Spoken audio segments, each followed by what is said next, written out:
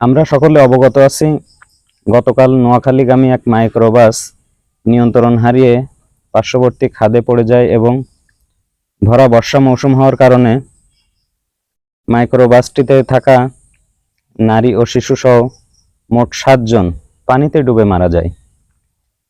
তারা গাড়ির জানালা বা দরজা না খুলতে পেরে পানিতে ডুবে 7 জন মারা যায়। আমি তাদের আত্মার মাগফিরাত কামনা করছি। এই ঘটনাকে কেন্দ্র করে আমি আপনাদের কাছে একটি প্রশ্ন করতে চাই।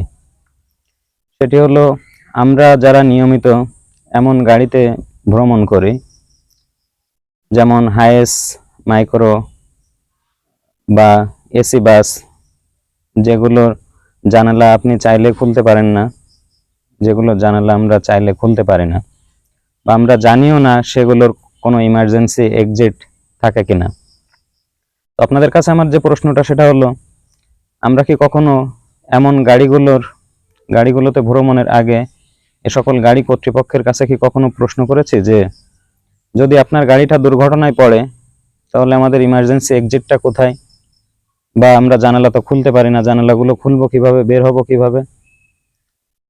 আমার মনে হয় না এমন প্রশ্ন আমরা কেউ কখনো করেছি।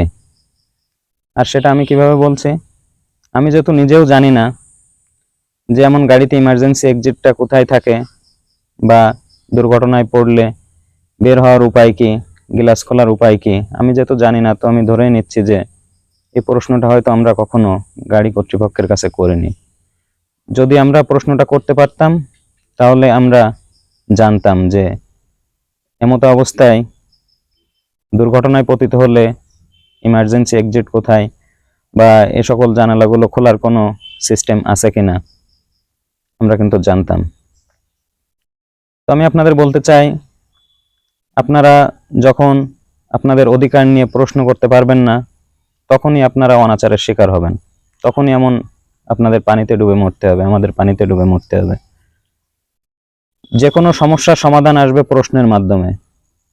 প্রথমে আপনাকে প্রশ্ন করতে হবে, প্রশ্ন করলে দেখবেন আপনি একটা পজিটিভ রেজাল্ট পেয়েই যাবেন। তো আসুন আমরা প্রশ্ন করতে শিখি, প্রশ্ন করে আমাদের অধিকার আদায় করে নিতে শিখি।